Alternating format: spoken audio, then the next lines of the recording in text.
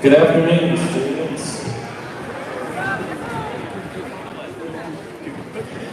All right, we have a couple speakers here to talk to you today on, go ahead, check that mattress.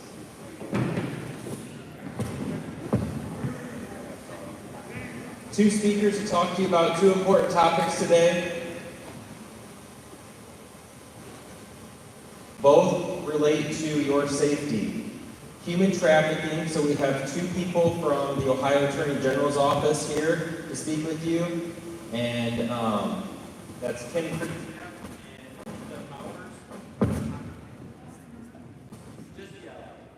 Kim Priestap and Lisa Powers from the Ohio Attorney General's office, and then Officer Brand from the Hicksville Police Department will talk to you about distracted driving.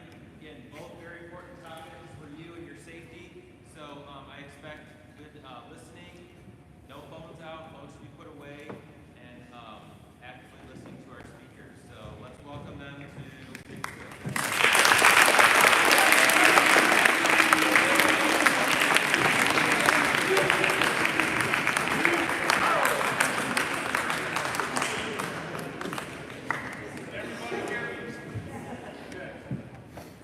Officer Frank from the Hicksville Police Department. I've been with the police department almost 10 years now. I know some of you kids that are baseball, your sports, there's seeing yourself in school. An 8th rule, distracted driving law took effect. How many of you heard of this? Okay, how many of you drive right now and have your license? This is very important to you guys. There might be a test out there.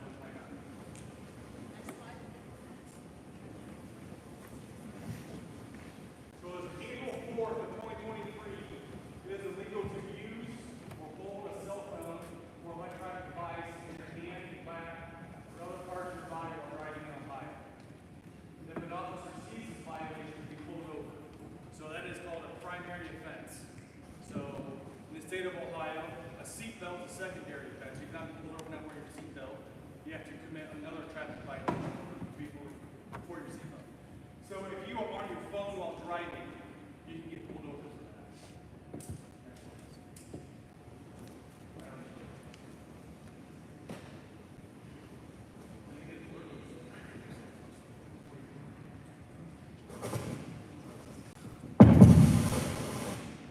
Anyone hear me now better? Is that better? Okay. Drivers of 18 years older can make or receive a hands-free device. That includes speakerphone, like Bluetooth earpieces, wireless headsets through your watch, Apple or Samsung, or if you have a new enough vehicle, you connect it to your vehicle and talk. The new law now allows drivers 18 years and older to make or receive phone calls using a hands-free technology, such as Bluetooth, or included systems with the vehicle. As long as you don't support the device, or manually enter letters, numbers, or symbols, you're allowed to use the phone through Bluetooth. If you must physically manipulate the phone, pull over to a safe location and park your car before handling your device. So you cannot be driving and sending a Snapchat. You cannot answer your FaceTime and be talking. You cannot pick up your phone to swipe if you have an iPhone to swipe to answer. You can't text on your phone. It's off limits. Dialing a phone number, sending a text message unless you're doing the hands-free, updating or browsing social media, browsing the internet, playing games, video calls or FaceTime, video, unless you're using your GPS or navigational displays are allowed in your vehicle. Recording or streaming video, so you can't do Facebook Live, you can't be Snapchatting and driving, FaceTiming and driving, it's distracting. Drivers can listen to audio streaming apps and use navigational equipment if they turn them on before getting on the road. If you are under the age of 18, you are restricted from using the devices in any ways, including hands-free devices. So 18 and younger, while driving, you cannot use your phone at all.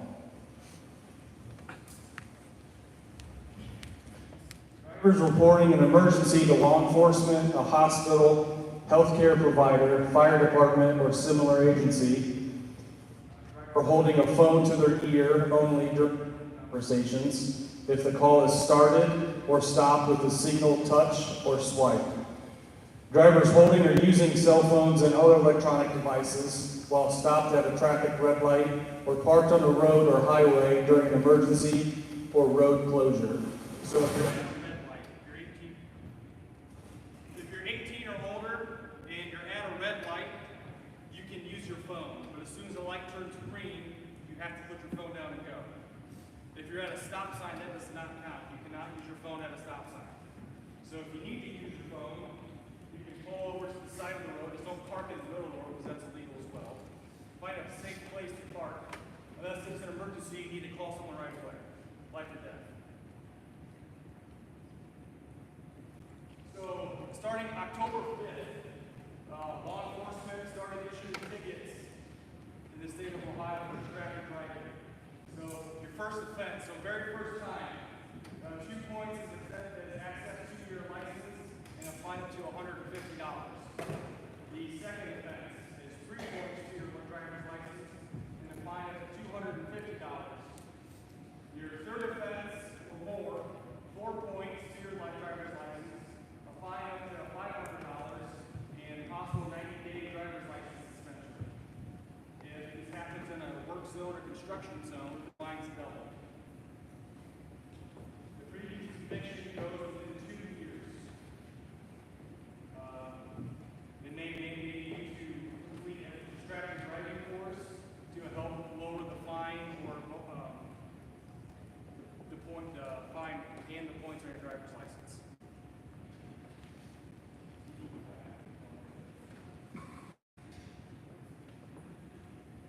Okay, so the previous conviction within 2 years. So that's not January to December, that's 2 years from the date that you get pulled over or the traffic citation happens. So don't think if you get one in January, come January 2 years, you're good. It goes 2 years from the date that you get pulled over the citation. And in 2022, 10,266 crashes were a result of distracted driving. 7 of those crashes were fatal, and 45 caused serious injury. So, in the state of Ohio, we have a crash report form that we have to fill out. Anybody in here been involved in a crash? Anybody been driving that's been in a crash? You have to fill out a statement form. Did they ask you if you were distracted by anything in the car? That's where these stats come from.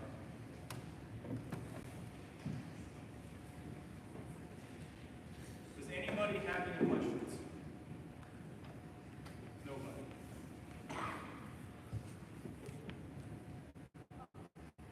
Yeah. So, if we're under 18, we're not allowed to use GPS? What's that, sorry? If we're under 18, are we not allowed to use GPS? No. Unless it's mounted or if it's on your vehicle. Like the newer vehicles come with equipped with navigation. To answer your question? Yeah. So if you, like the cell phone mounting, like mount on your dash and put your phone in, you can use those. But you cannot use your phone other than GPS. Unless there's an emergency, like say you come upon a crash where someone's house is on fire, you can use your phone then. But you can't just be texting and driving or on Snapchat or talking on the phone at all if you're underneath. Good? Clear as mud? Yes. Purely out of curiosity, but what about like first school assistance, like maybe talking about that kind of thing? As in what? Like let's say you have an iPhone and like you just like say hey Siri or something to like sound GPS or pause or unpause. No, you can do that, yes, because that's hands-free. This all only happens in driving, right? You can't be like passengers. No, this is only for driving, yes.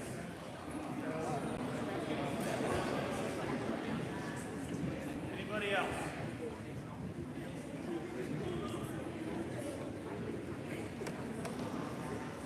So we started in April 4th or 5th, whenever it started.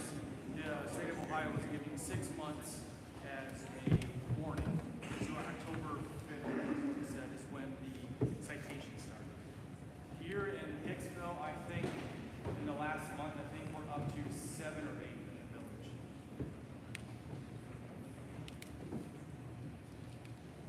All right, thank you guys.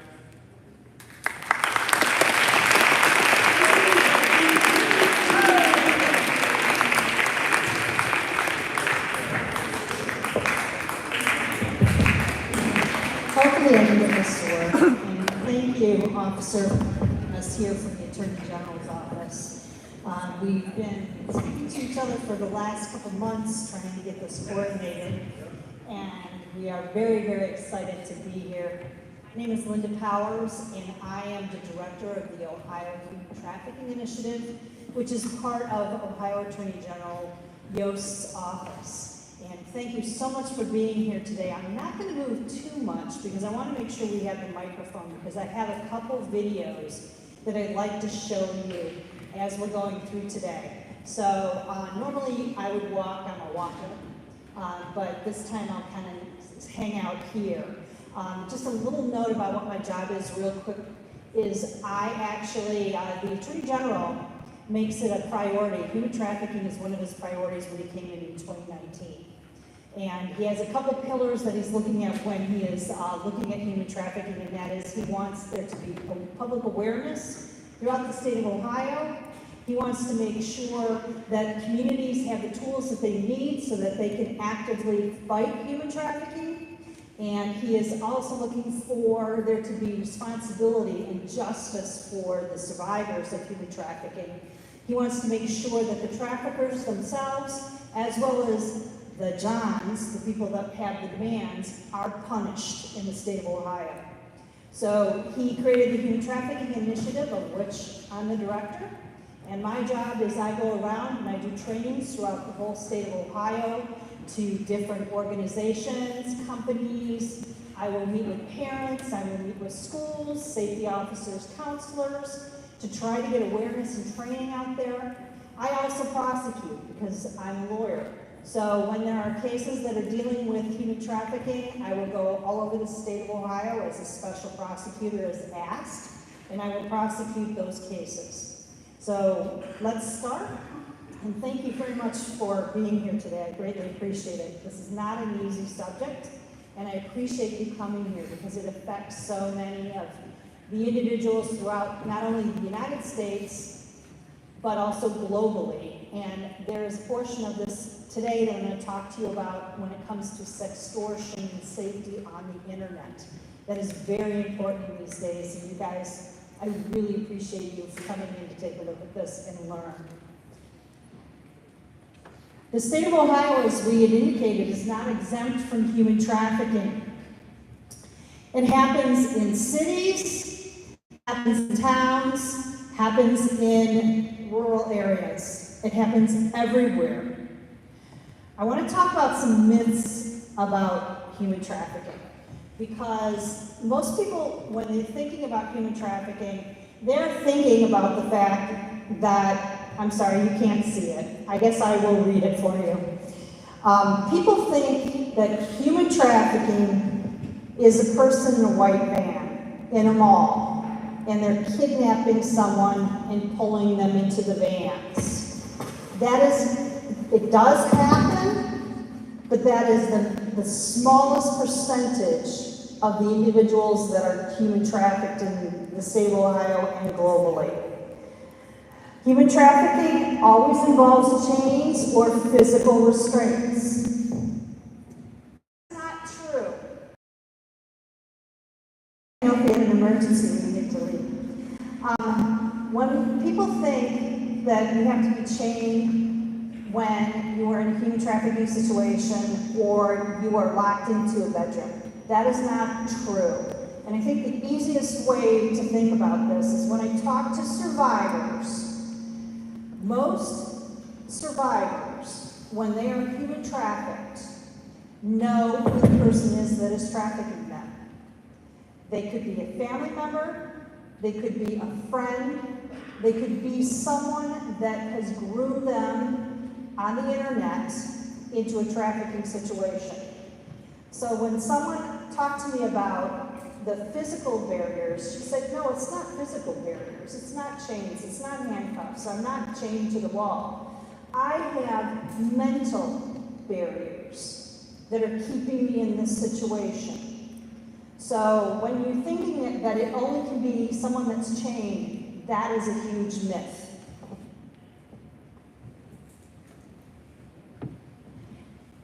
I'm sure everybody recognizes this guy. Taken. Everybody thinks human trafficking is taken. Once again, that is the smallest portion of human trafficking. So that movie didn't do us any favors. The reality of human trafficking is that it's a multi-million-dollar global industry. It is a business, just like any other business. It has a supply chain. You have the trafficker, and he's providing goods. And the goods that he's providing are the people that he's trafficking. Those people can be labor trafficked, or they can be trafficked, sex trafficked. And when I talk about it in the terms of a good, that's exactly what a human trafficker thinks of. They don't recognize that survivor as a person, someone with a soul. They see that person as just a good, a commodity that they will use up and try to make as much money as they can from that particular individual. And if they can't make money out of that individual anymore, that individual can be sold to another trafficker, or you guys are adults, I'm going to be honest here, we have had situations where there are organ trafficking. So that's something that you have to think about when you're thinking about human trafficking. So once they use them up, they go ahead and take care of that commodity that they have. When we're talking about human trafficking, once again, sexual human trafficking, it's when someone forces another person to engage in sex for money or to work for little or no money. And that's the same with labor trafficking when it comes to forcing someone to work and they're getting little or no money whatsoever. We talked about the force that's used before. Who are the participants in human trafficking? We talked about this earlier. We've got the traffickers in the supply chain, we have the goods, which are the survivors, and we have the demand, which is the Johns, when you have a sex trafficking organization. What Ohio law says about sexual human trafficking. Under Ohio law, commercial sexual exploitation of children, or CSEC, the victim is a child under the age of 18 who has received food, drugs, money, shelter, or anything of value in exchange for that sex. So it doesn't often, it can be an individual, which we are seeing a lot of, that are under the age of 18 and they're runaways. They have no shelter. They don't have anybody to rely on. Traffickers know how to find these people, and they will pull them in and say, I'll take care of you. I'll provide you your shelter. I'll provide you your food. And the very first thing that they're going to want to do is introduce drugs into the situation and get them hooked on drugs. So that when they get hooked on the drugs, they become addicted to it. And that's another control piece for the traffickers over that particular individual. Under Ohio law, and this is fairly new, this is only 2 years old. Under Ohio law, children under the age of 18 cannot legally be willing participants in commercial sexual exploitation. You can't consent to that if you're under the age of 18 in Ohio. In a nutshell, regardless of how they act or appear, Ohio law recognizes youth under 18, as I said, as victims, not perpetrators, not consensually, but as victims of sexual human trafficking and victims of child abuse. The federal law is the TVPA, and that requires, as you can see, it's defined as the recruitment, harboring, transportation, or obtaining a person for labor or services using force, fraud, or coercion for purposes of subjection to involuntary servitude, that's your labor, peonage, or debt bondage or slavery. So many people ask me, what is debt bondage? An example of debt bondage that you can see right now is, I'm sure all of you know the situation that we have at the border. And there are people that are being brought to the border, brought over the border, and they're owing monies to the people that got them there and got them to where they're going in the United States. That is their debt bondage. And what happens is they're brought over the border, they're placed into areas, and we're seeing lots of labor trafficking right now. They're placing 10, 15 people into small hotel rooms. They're sleeping on the beds and the floors and the bathrooms, anywhere that they can sleep. They're paying for that hotel room. They're paying for their rent. They're paying for their food, the utilities if they're in an apartment, the transportation to the job site, and all of that is building on what they already owe for the transportation costs into the United States. So the problem is that it keeps compiling on and on and on. So they're never able to get out of that debt, and that's why we call that debt bondage. Now, in the federal law, it does not require movement, transportation, or deceptive recruitment. In Ohio, no person shall knowingly recruit, lure, entice, isolate, harbor, transport, provide, obtain, or maintain these things if the offender knows the person will be subject to involuntary servitude or be compelled to engage in sexual activity for hire. As we indicated, this is in 2021, the law changed.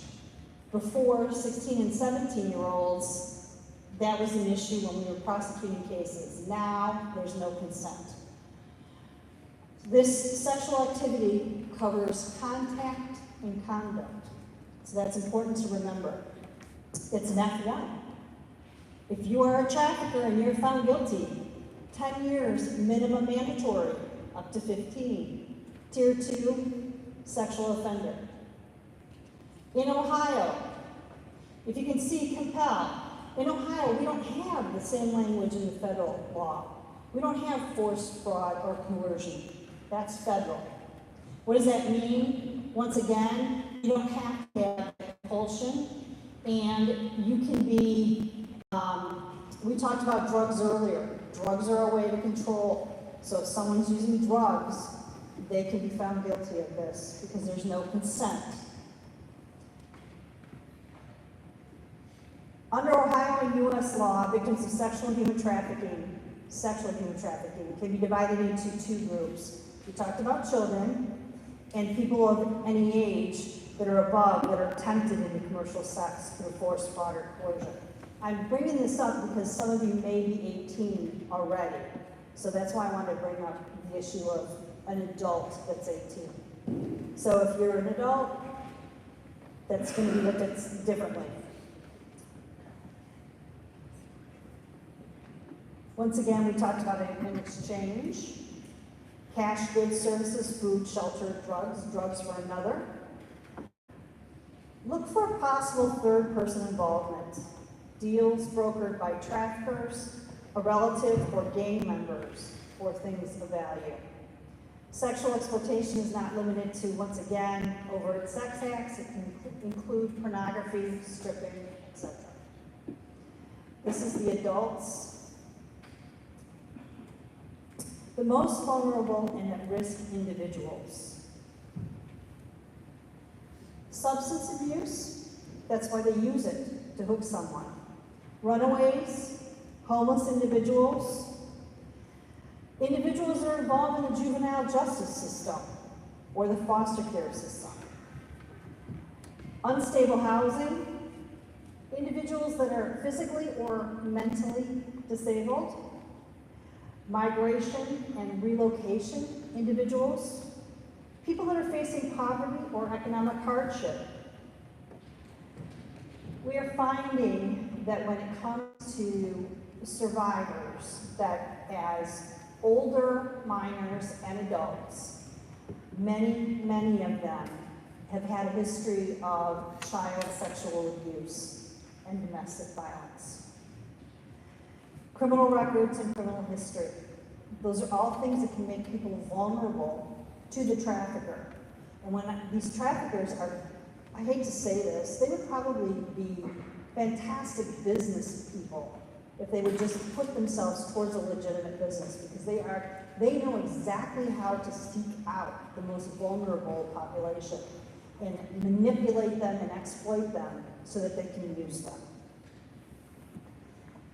This is just a real quick chart, some of the things, again, that you're looking for when it comes to vulnerabilities for individuals. I thought you might find this interesting. When we look at the stats that we do have, because I will admit that data when it comes to human trafficking, not only here in Ohio, but all across the United States, it's kind of like an iceberg. You see just a little tip of it, and you don't see what's underneath. We're trying to get better at doing data analysis and compilation. And actually, very close to you, up at University of Toledo, our office is partnering with the University of Toledo, working on some new and inventive ways to take surveys with survivors and try to map out where there are areas there would be vulnerabilities and the potential for human trafficking. And we're doing that within the Wood County area as a pilot program, and then it's going to go out across the state of Ohio, hopefully from there after a year. But females still are 86% trafficked, males are 12%, gender minorities are 2%. The age of trafficking, which is very frightening, 0 to 11 years of age, 17%. 12 to 17, 18%. 18 to 23 is 18%. So the majority you're seeing is 0 to 23 is people being trafficked. Immigration status, 77% still are United States citizens. Not individuals that are being brought from different countries. It's still United States citizens. I thought this interesting for you guys. This is a recruiting tactic that's used. It displays the various recruiting tactics. Please note that 50% are recruited by family and friends. We talked about that earlier, how they take advantage of that familial relationship to go ahead and traffic those kids. The people that you guys are trusting most in your lives. When we talk about vulnerabilities, we have to talk about the LGBTQ population. They're 40% more likely to be trafficked because of their gender. So keep that in mind when you're thinking about the people that are vulnerable to these traffickers, and they seek them out. It occurs in a range of venues, including fake massage businesses, online ads, escort services, residential brothels, on the streets, at truck stops, on the turnpike. You guys are just south of the turnpike, at the turnpike rest areas, hotels, and motels. Signs of trafficking. And I want you guys to think about this, because I want you to think about if you know of people that might be in this situation. You're going to look for limited access or control of identification documents or money. Traffickers take driver's licenses from people. They take their passports. Anything that they have that they can use that they can get away from the trafficker, they'll try to take in control. Has inconsistent or well-rehearsed stories about where he or she lives, the relationship with the person he or she is with, or how he or she traveled, God bless you, to the current location. They have an older or simply controlling parent, guardian, romantic partner, or sponsor who will not allow you to meet or speak with the person alone or monitors their movements, spending, or communications. Once again, we talked about being in possession, and these are things you'll see in the possession of the survivor. And we try to call them survivors because they, instead of a victim, because they are survivors of the situation that they have been put into. That survivor would be in possession of multiple hotel key cards, prepaid credit cards, or cell phones. They show signs of physical, mental, or emotional abuse. They could be unable to come and go as they please.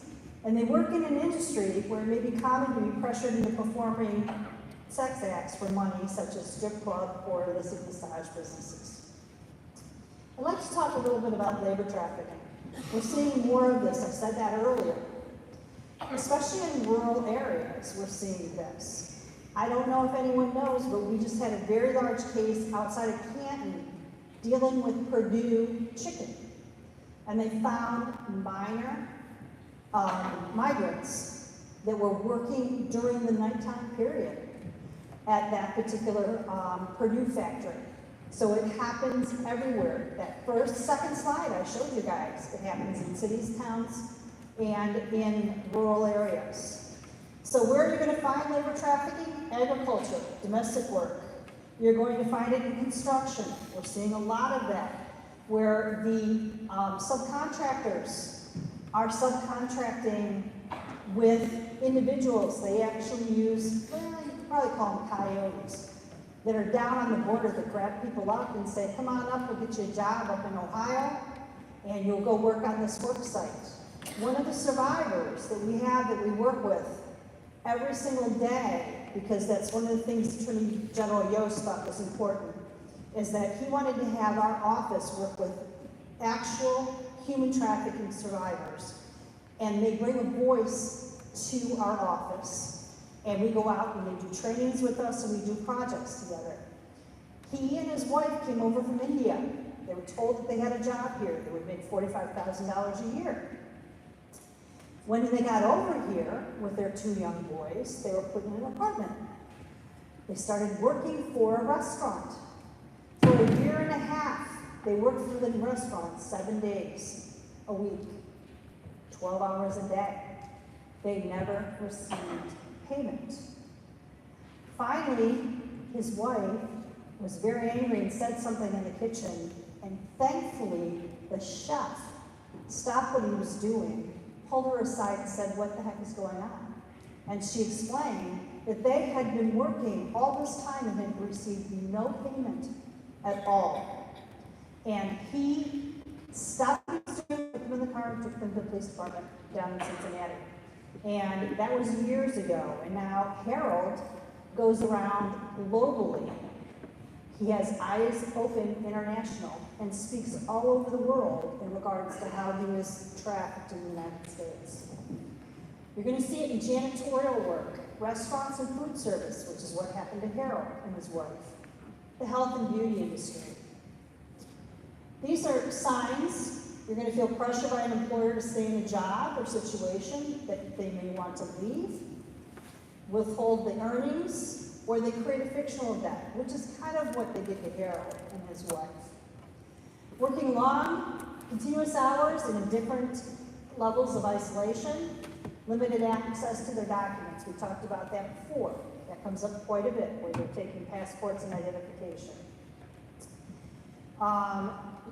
They're going to be appeared to be monitored by another person when talking or interacting with others, being threatened by their boss with deportation. They love to hang that over individuals that are here illegally. Are working in a dangerous environment without proper safety gear or adequate brakes and other protections. That's what we saw down in southern Ohio when we had an individual. They had a kid that was 11 years old that was working on equipment and was injured. And that's where we see a lot of the labor trafficking that comes to our attention, is that they end up going to the hospital because something happened on the job site and they needed to be seen. and we have a SANE nurse that is trained in suspecting human trafficking, and they contact us and let us know that they think they have a human trafficking patient. Living in inhumane conditions, signs of physical or emotional abuse. We talked a little bit about familial sex trafficking again. Parent, guardian, or family member who trades, sells, or exchanges a child for anything of value. This can be drugs. This can be rent, material goods, money, safety, or protection. Child sex abuse materials that they're showing to their small children to get them to the point where they think it's accepted, these materials. So therefore, when they are put into videos or pictures are taken of them and placed on the internet, they think that that's normal practice. That's why they introduce the sexual abuse materials to them at early ages. Other examples, they can be children who live with or are supported by a dependent or a family member with a substance abuse problem, and they want, and let's face it, opioids are rampant in Ohio. It's a huge issue that we have.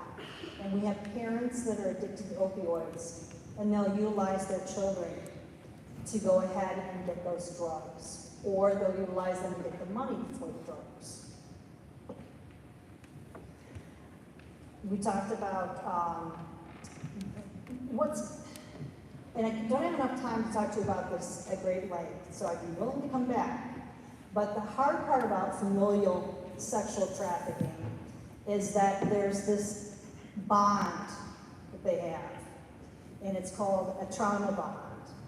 And kids will become bonded to either a trafficker, but if you think about it, if they're in a family relationship being trafficked, they've got that bond. They don't want to do and go against what their parents want them to do. So it makes it even harder for them to speak out to someone and get out of that situation. They may not identify as a survivor of human trafficking. One of the things I want to talk to you guys, and I know you can't really see this, but in your health classes, have you guys talked about healthy relationships? Any hands?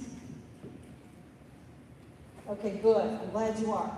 Because the important part of doing these talks, especially for schools, is that we need to impart the fact that there are healthy relationships and what are healthy relationships. Because when you or someone you know may be in an unhealthy relationship, it's easier to spot. And I'm sorry, but this is a little bit hard to see, so I'm going to go ahead and go through this real quick with you. I'll read it to you. What's healthy? There's open communication in that relationship. You're respectful of one another. You're trusting of one another. You are honest with one another. You treat each other as equals. And you're enjoying personal time together and apart. So in the opposite of that, what is unhealthy?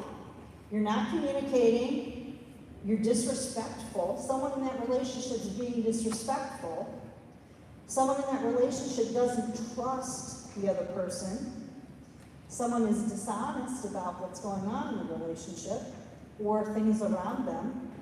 Someone is trying to take control of another individual, and they're only spending time. They only want you to spend time with them. They don't want you to spend time with your friends. They don't want you to spend time with your family. They want to monopolize your entire time. It's not healthy, and I'm hoping that you guys recognize that. Some abusive behavior that you have to watch out for in relationships is in a way that is hard. If someone's communicating in a way that's hurtful, threatening, insulting, or demeaning. Are they disrespecting your feelings, thoughts, decisions, opinions, or physical safety? Are they physically hurting you in that relationship? That is an abusive relationship. They blame the other partner for their harmful actions. They're gaslighting.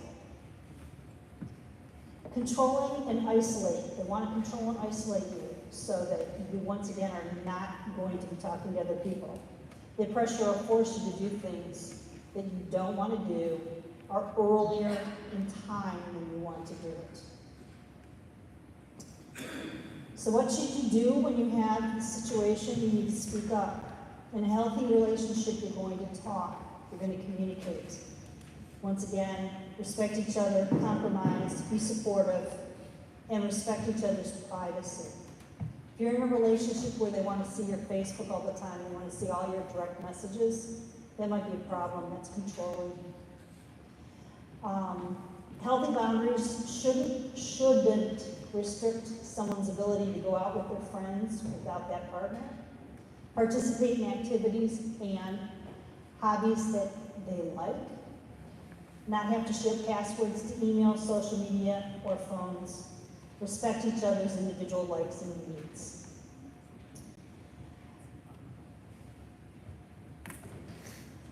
This is Maya, and I'm hoping this is going to play for you. The next section that we're going to talk about is online safety and sex extortion. And Maya is the same age, or I should say Mia, same age as almost all of you that are here. So I'm going to play this, and hopefully this will.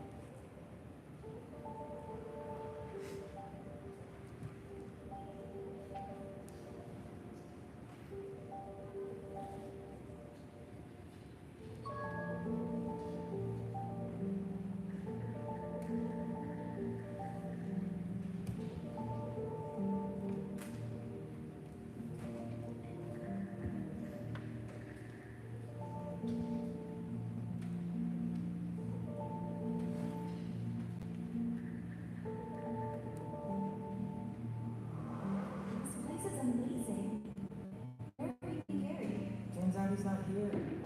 He had to cancel the last minute. But once you meet someone he works with, he can't tell you more. You're not staying with me? I don't think... I have to run a quick errand down the street and we're already late. And then make a bad first impression, right? I know you're mature enough to handle it. I'll meet you right back here when you're done. Just sit yourself in and he'll explain. You trust me, right? If someone is making you do something you don't feel comfortable with, you can get help. Contact the National Human Trafficking Hotline. Causing someone under the age of 18 to engage in a commercial sex act, regardless of using force, fraud, or coercion, is human trafficking under U.S. law.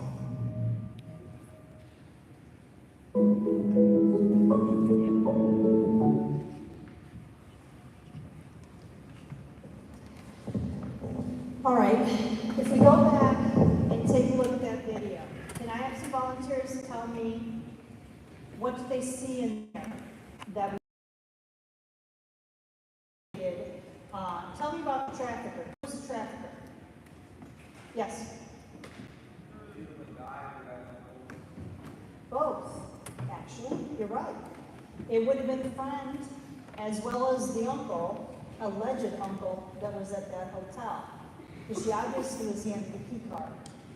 Did anyone notice the vulnerability that Mia had? Come on, yes, ma'am. Insecure, fantastic. Did anyone know another vulnerability? Yes. Her I'm sorry, her family what? Didn't have a lot of income. Yes, her mom just lost her job. He honed in on that, didn't he? How did he use that how did he use that with her? Yes. Yes, I've got a job for you. I can get you some money. You can help out your family. So see how he went ahead, nice. All of you, excellent. Anyone else see any vulnerabilities in Mia that he picked up on? Good job. And you saw her, she had that key card, right? We talked about having key cards. You gotta watch for your friends if they have those key cards. Anyone notice anything when they were skating? Yes? He was like constantly touching her and like paying for everything.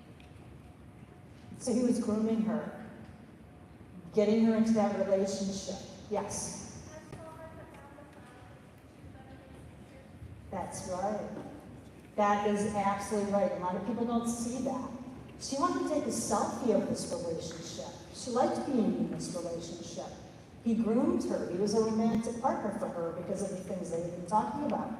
But when she wanted to take a selfie, he pushed that phone right down. He didn't want anyone to be able to identify him at a later date.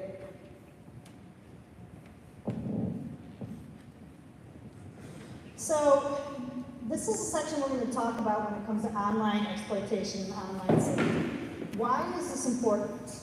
Because the internet is the quickest way that we are finding that human traffickers are getting into the relationships with minors in the United States. So it's really, really important that you have to be safe when you're online. And one of the things that I want to talk to you about, I'm going to talk to you here, it's so important. It might be out of sync, but I've got to talk about it. Is everybody familiar with artificial intelligence? It's a huge thing going on right now. If you're not, why don't you tell people what artificial intelligence is? Yep, you said you're familiar with it. What? Did you not? You said yes? Okay, can you tell just a little bit about what it is?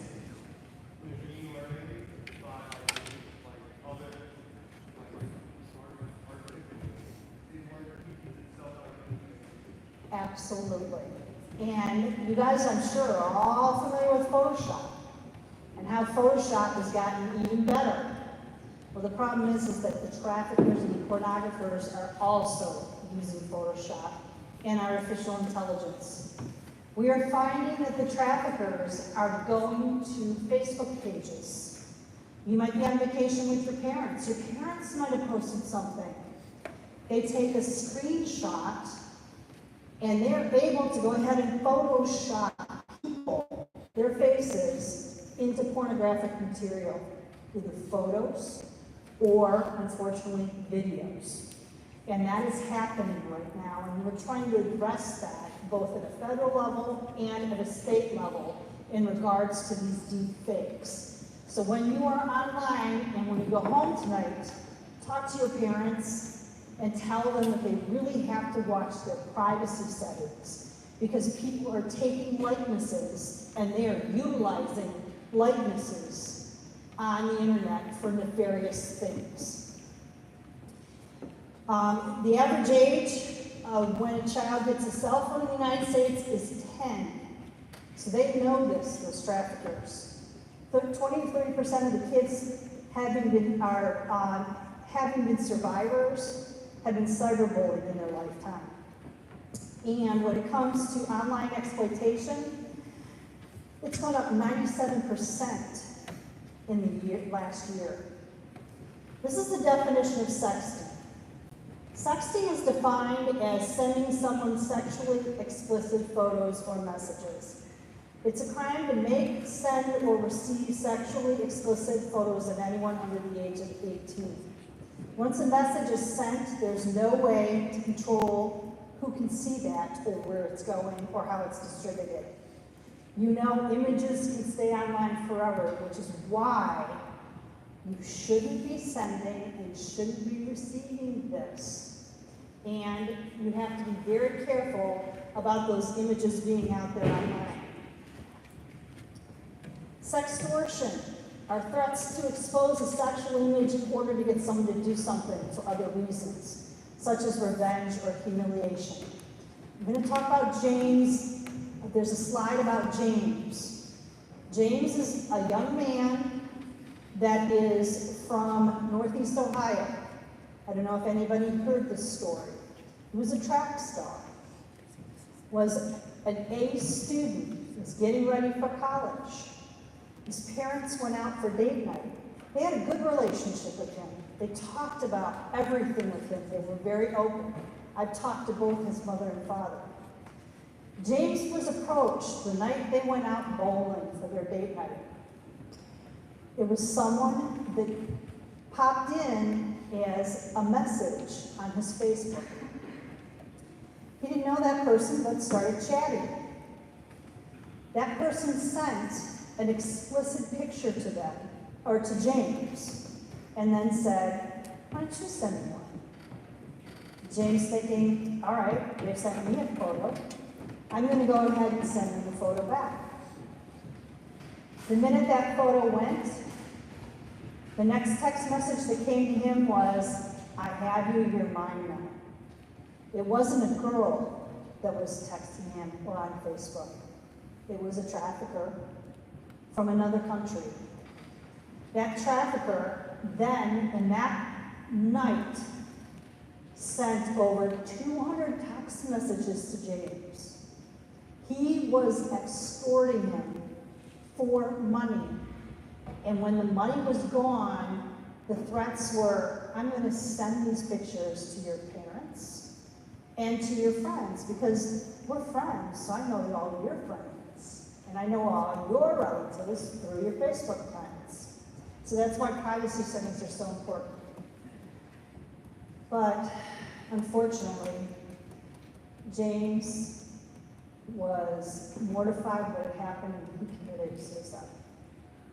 And this was all in one evening.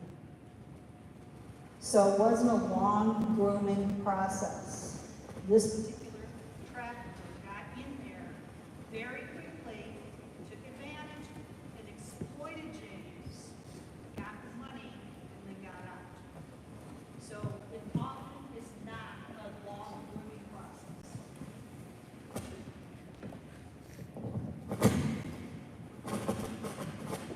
So when you are worrying about online relationship recruitment, you need to watch out for people that are sliding into your social media.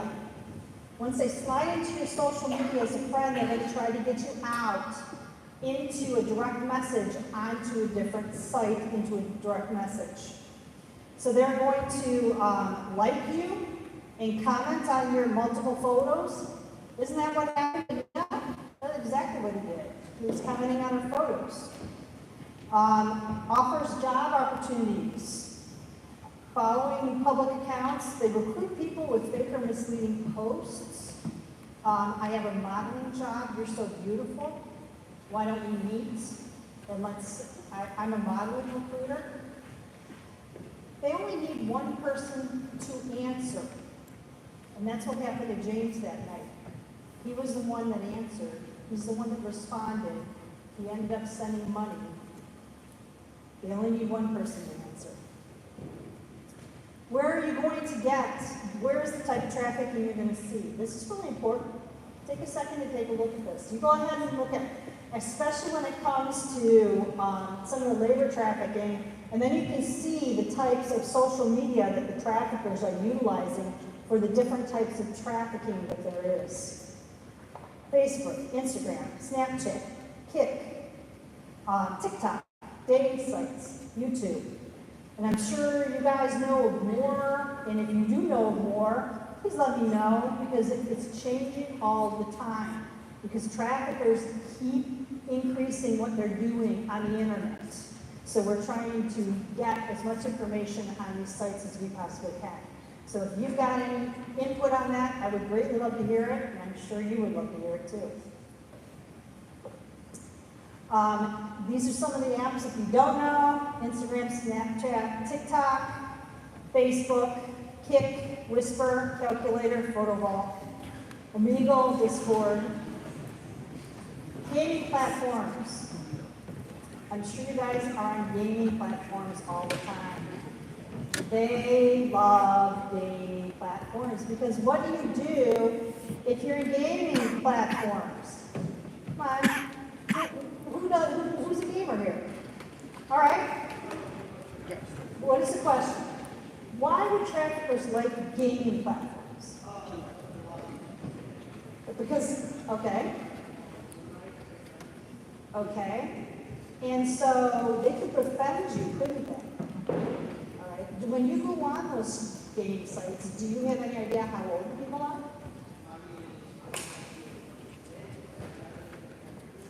That's right. And that's really sage advice. So if you're on those gaming sites, you need to be careful who you're talking to, what you're saying, because they're going to take all that information and they're compile little folders of information about you that they can use against you in the future. Anything else that people should be careful of? Okay, all right. That's an interesting one.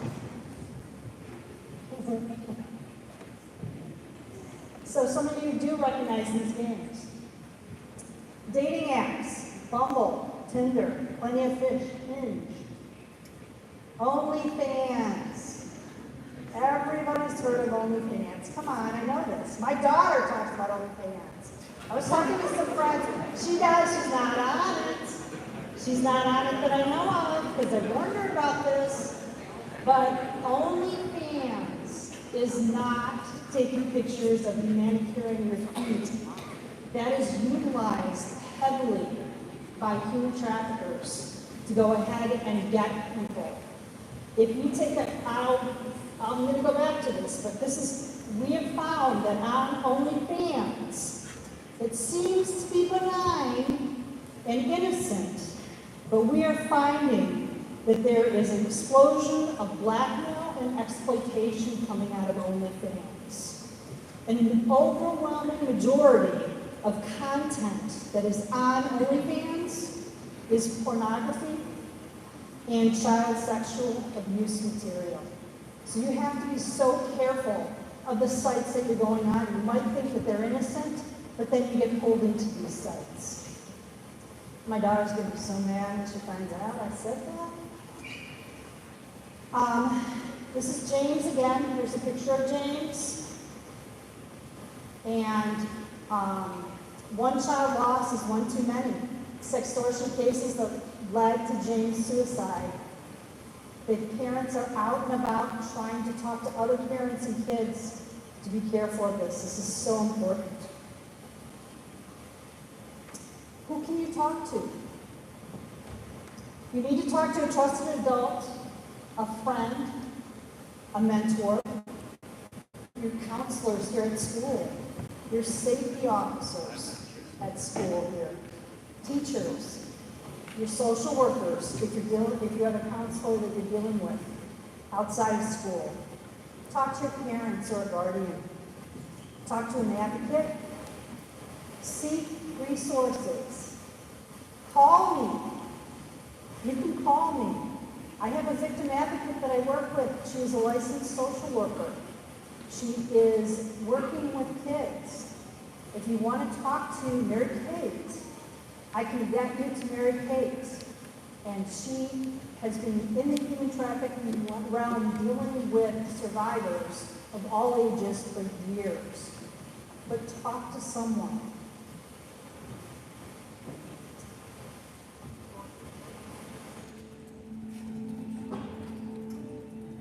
We need to do dinner again? Would you really? That would be so helpful, working on tomorrow's applications.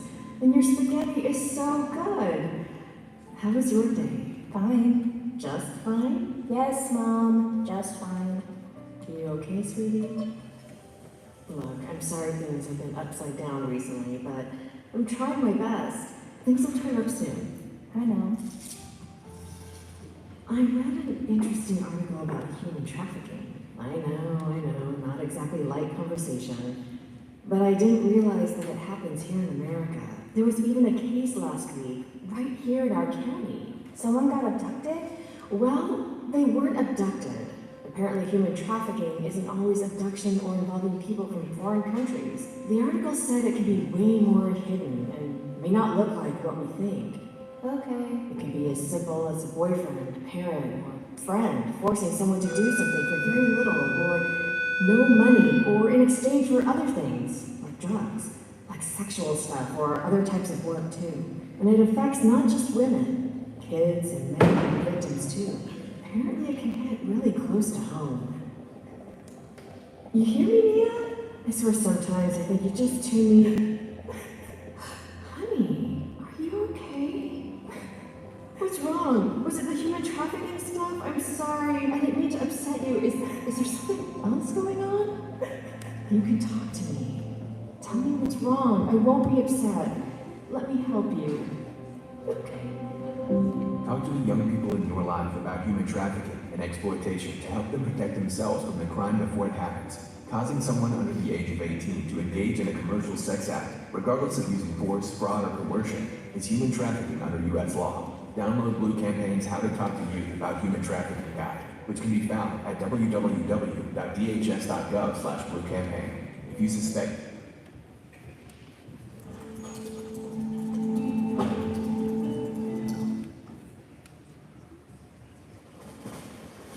Some of the physical and psychological impacts that human trafficking has on victims. They have health problems, and it's involved in sex trafficking and labor trafficking, anxiety disorders. It has been cited in journal articles that the trauma that is suffered is comparable to that of a war veteran. So you're looking at individuals that are suffering from PTSD. They have shame, grief, fear, depression, helplessness, poor outlook for the future, sleep disorders. When the kids are working at night, all night long, and then they're expected to come into school the next day, they're sleeping in school, their grades are dropping. That's affecting them when they're coming in here. They have a survival outlook, because that's all they know, surviving day to day. Some of them become addicted to the new life, and once again, that trauma. We talked about methods of conditioning before, threats of violence to other victims and family members, cultural beliefs, use of a bodyguard, ways of restraint, which, once again, it's more of a mental restraint in most cases than it is a physical restraint. Let's go on to this next video.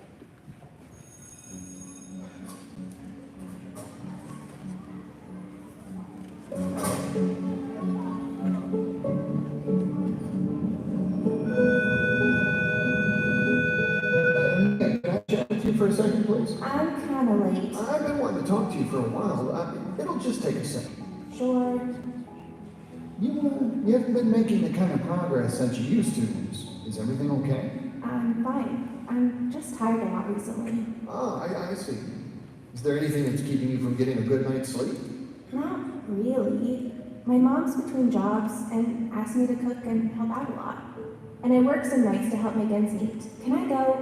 Where'd you find a job? Can I borrow your phone to call my ride? What happened to your phone? My boyfriend said he would replace it a few weeks ago. A few weeks ago? Sure, you can use my phone, but can you promise to make an appointment to see a school counselor? I hear Miss Mosley is fantastic, and she... Maybe I got housing at school. Yes, I'm ready. All right, I'll meet you in the same spot down the street. I'll wait. Sounds like you have a moment before your ride gets here. Let's walk down the hall and sign up for an appointment right now. How about... I don't need any help. I'm sorry. I'm just tired. I've gotta go. Mia, I know we're just teachers in school, but you should know we really do care. We want you to be happy. You're doing so well until the past few weeks, and we want to help you get back on track. Whatever the issue. You know that, right? Yes, I just don't think you all would be able to help me. Well, it doesn't hurt to talk to someone. I'll walk you out, and we can stop by the school counselor's office to sign up for an appointment. Okay, fine. If you suspect a young person you work with is experiencing exploitation or may be a victim of human trafficking, follow your organization's protocol for reporting child endangerment, or call 911 if someone is in immediate danger. Causing someone under the age of 18 to engage in a commercial sex act, regardless of using force, fraud, or coercion, is human trafficking under U.S. law. Download Blue Campaign's How to Talk to Youth About Human Trafficking, which can be found. I've been standing up here talking about some things that are red flags about individuals that may be trafficked. I'll take some volunteers. What did you see here that was a red flag to Mia's professor? Yes. She what? Grades dropping and really tired. And yes.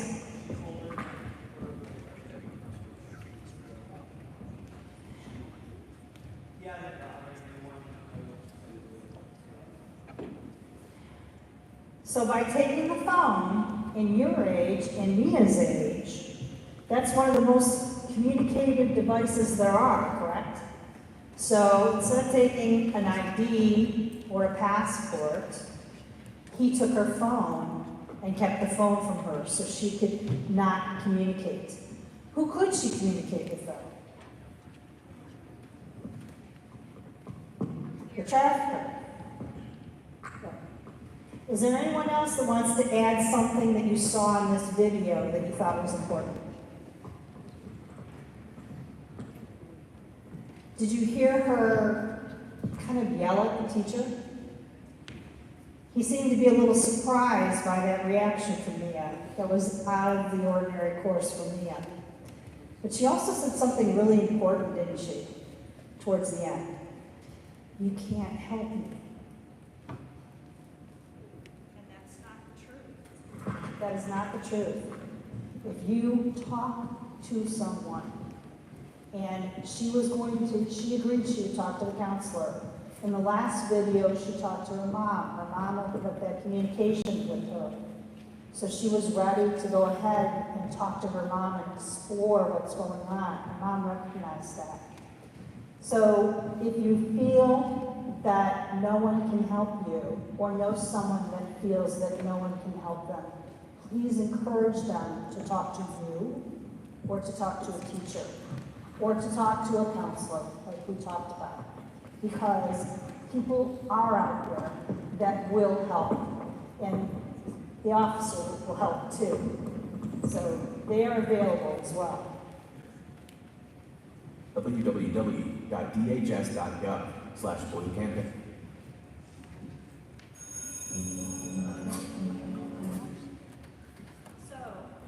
What are your roles as friends?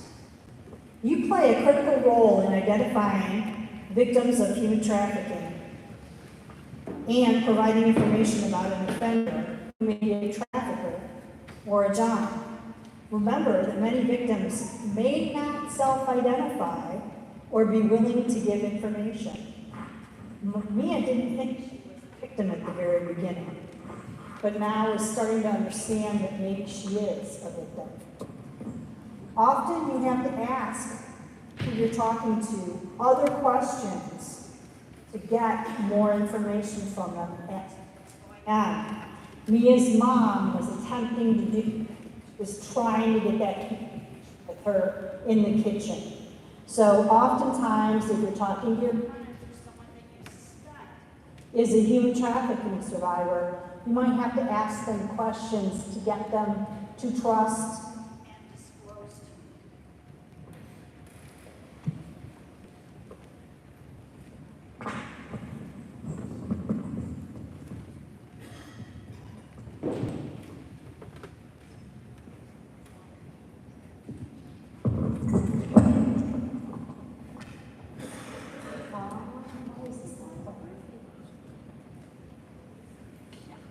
Let's see, we can start this again.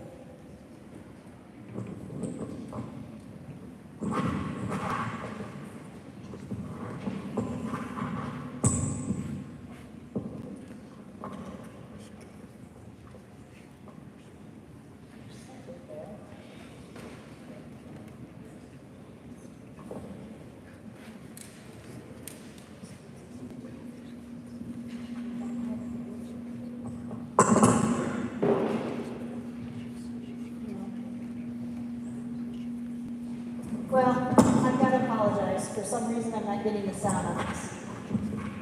What happened in this part of the film is that the two friends of Mia wanted to get together and go see a movie. And Mia said, no, I've got a job. And they're like, what job do you have? Oh, it's okay, I'm just working. So she plays off an excuse as to that she has this job. They try to inquire further.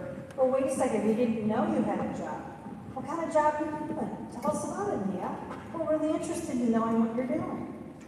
And it's after they start asking questions more and more about that subject, she then brings up the trafficker, and they say, well, who is he?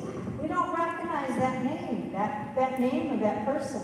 Is this someone in school? We don't know that person. Well, no, it's not someone. Well, how did you meet that person? Well, we met on the internet. And so they started asking questions because they knew something was wrong with Mia. And after they continued to ask her some questions as her friends, she starts to disclose what is going on, but she starts crying.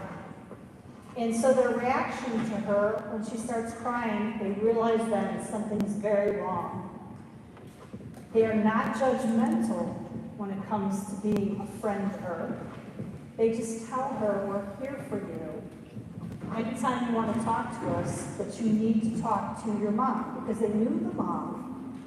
They knew it was a situation where it wasn't a familial situation of trafficking, but the mom actually was someone that she could open up to, and so they encourage her to please go and talk to her mother about what is actually going on with this man that she's dealing with. And once again, I apologize that the sound is not working on this.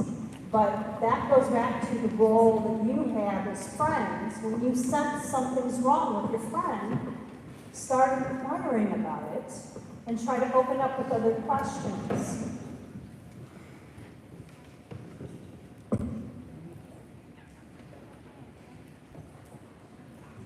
So these are some of the things that you, each and every one of you that are here, do to protect yourselves, your siblings. Talk to your parents about it when you get home tonight. And that is resisting peer pressure from friends. Choose to walk away if your friends are attempting to show you inappropriate material. Block and report unwanted requests to be friends, to go into direct messaging, or unwanted comments. Talk to a trusted adult if someone is making you feel uncomfortable online. Do your best to control what you hear and see. You can always turn off the computer. You don't have to continue on with this talk with whoever this person is. You get to choose how you react to that person that's on the other side of the computer. You can just shut it down. But please, I beg you to please talk to someone if it's inappropriate. What can you do as students? We sat here today and talked a lot about what's going on in Ohio, the United States, in the globe itself. Talk and learn about labor rights and laws. Organize a hygiene or clothing drive for local agencies. Utilize age-appropriate lessons about the reality of human trafficking for your peers, churches, other individuals. Create safe places to have an open dialogue with your peers about healthy relationships, unhealthy relationships, and online safety. One of the things they're doing at Ohio State University is an architect volunteered their time to set up a safe room down at the campus. And it's just for individuals that need that place. It could be for individuals that have been abused as children, and they just need that safe place to come and talk. Or it could be a human trafficking survivor that needs to talk about a situation that they're presently in or were in the past. And they go ahead and they'll bring someone in to that safe place to speak with them. Challenge myths about trafficking. We talked about that at the very beginning. I can't tell you enough how many people, when I start these trainings, say, I always thought it was the white man. And it's not the right band. We need all of you to go home and talk to your parents and say it's not the right band. Talk and learn about, this is really important. We talked about the vulnerabilities and how people are exploited. So when people think that it's okay to purchase sex, it's not. Because you find that the people that are involved are exploited.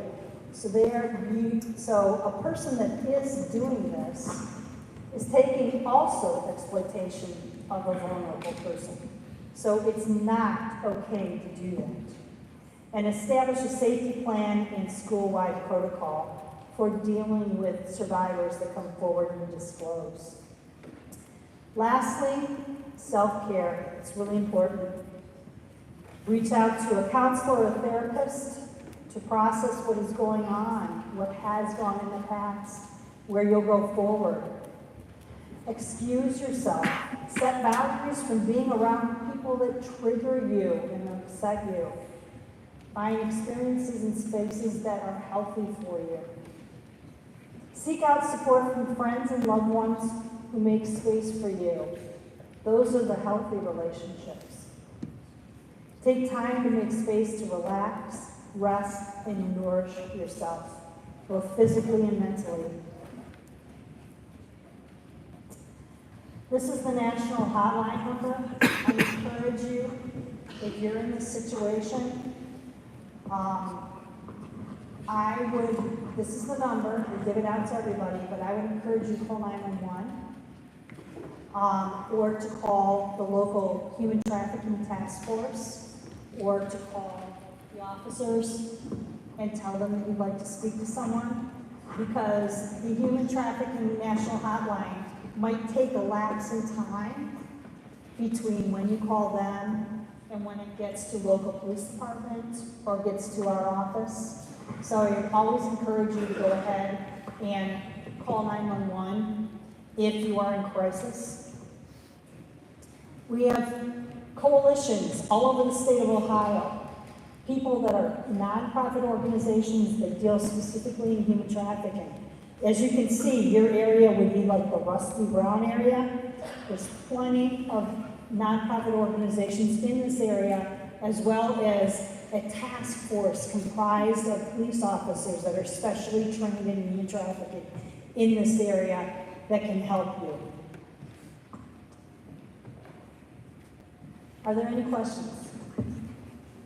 I know it's a tough subject, but it's really, really important, especially when it comes to online safety.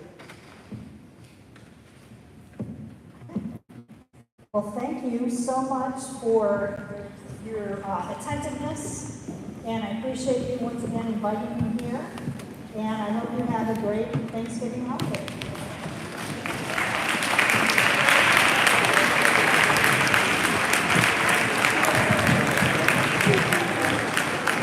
All right, thank you to those students. Have a seat, please. Have a seat. Mr. Moore would like to say something. Yeah, I know. I just want to stress a couple different things. This is very personal to me.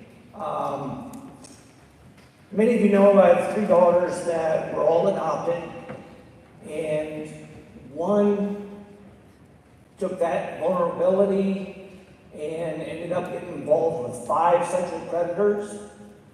I spent 2 days in the FBI dealing with that. One ended up in prison. We had gotten rid of all of her digital devices, all the things that we thought were safe for us, and to find out that one was on his way to our house to deliver another device for her so she can continue to contact. And currently, another one of our daughters who always said she would never fall into that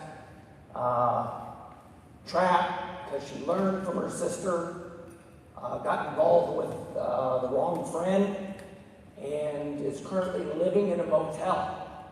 and I have no doubt is involved with much of what you just listened to.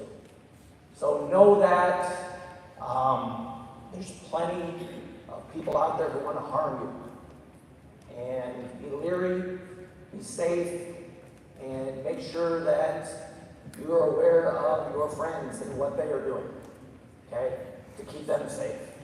If you don't have someone to talk to, as was mentioned, any one of us as a staff member care. Your friends care. So I realize some of you kind of tuned out at some point in time, but just know that this is very personal. Okay? Thank you.